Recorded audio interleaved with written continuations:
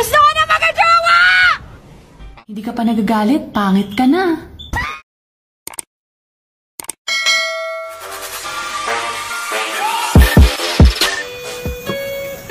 Bumaba na ang presyo ng bulaklak sa Dangwa.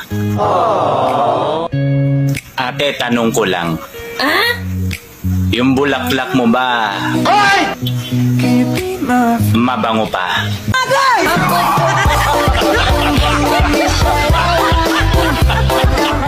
Sabi nila, basta kulot, salot.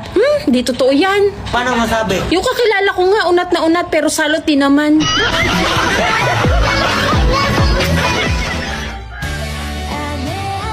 Kung si Jack ng Titanic namatay dahil sa lamig, sana ganon din sa relasyon.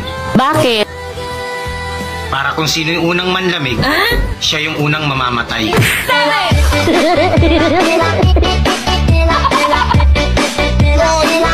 Kahit bayaran ka ng 1 million pesos, hinding-hindi ka magpapatato sa iyong blank. Art. Itlog.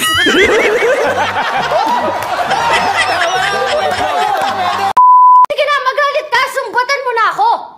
Bakit? Bakit? Because I can't!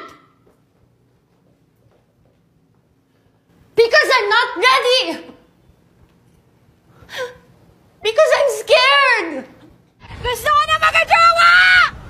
Ate, huwag ka maingay. Andito naman ako, di ba? O ayaw mo ba sa akin? Ayaw ko sa'yo.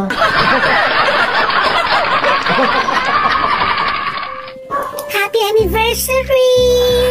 Happy anniversary din, sweetheart. Nakita mo ba yung kotseng nakapark sa labas? Wow, talaga sweetheart, thank you! Ibinili kita ng bagong tsinelas. Ganon din ang kulay.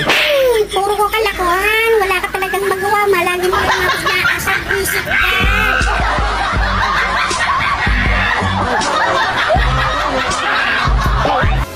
Pangit talaga magalit yung ibang tao, no? Buti ka pa. Hindi ka pa nagagalit, pangit ka na.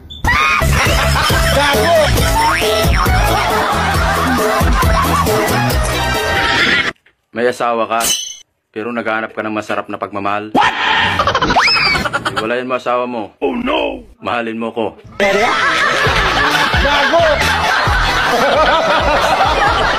Hoy, be, ano ang mas matigas? Yung bato o yung pader? Eh, syempre, yung mukha mo.